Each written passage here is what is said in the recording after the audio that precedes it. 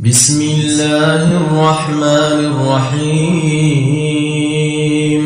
تبارك الذي بيده الملك وهو على كل شيء قدير الذي خلق الموت والحياة ليبلوكم أيكم أحسن عملا وهو العزيز الغفور الذي خلق 7 سماوات طباقا ما ترى في خلق الرحمن من تفاوت فارجع البصر هل ترى من فطور ثم ارجع البصر كرتين ينقلب إليك البصر خاسئا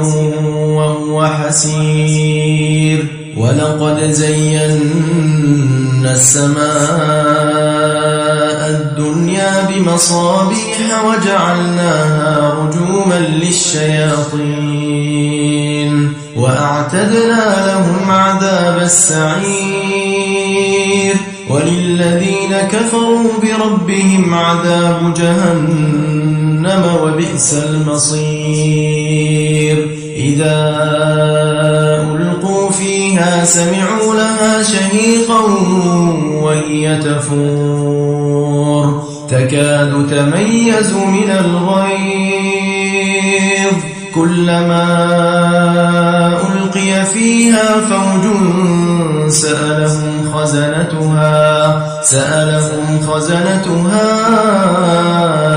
ألم يأتكم نذير قالوا بلى قد جاءنا نذير فكذبنا وقلنا ما نزل الله من شيء إن أنتم إلا في ضلال كبير وقالوا لو كنا نسمع أو نعقل ما كنا في أصحاب السعير فاعترفوا بذنبهم فسحقا لأصحاب السعير إن الذين يخشون ربهم بالغيب لهم مغفرة وأجر كبير وأسروا قولكم أو اجهروا به إنه عليم بذات الصدور ألا يعلم من خلق وهو اللطيف الخبير هو الذي جعل لكم الأرض ذلولا فامشوا في مناكبها وكلوا من رزقه وإليه النشور أأمنتم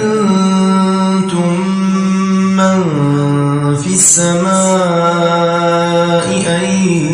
يخسف بكم الأرض فإذا هي تمور أم أمنتم من في السماء أن يرسل عليكم حاصبا فستعلمون كيف نذير ولقد كذب الذين من قبلهم فكيف كان نكير أولم يروا إلى الطير فوقهم صافات ويقبضن ما يمسكهن إلا الرحمن إنه بكل شيء بصير أمن هذا الذي هو جند لكم ينصركم من دون الرحمن إن الكافرون إلا في غرور أمن هذا الذي يرزقكم إن أمسك رزقه بل لجوا في عتو ونفور أفمن يمشي مكبا على وجهه أهدى أمن يمشي سويا على صراط مستقيم قل هو الذي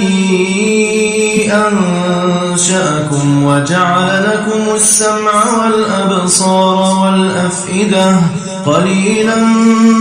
ما تشكرون قل هو الذي ذرأكم في الأرض وإليه تحشرون ويقولون متى هذا الوعد إن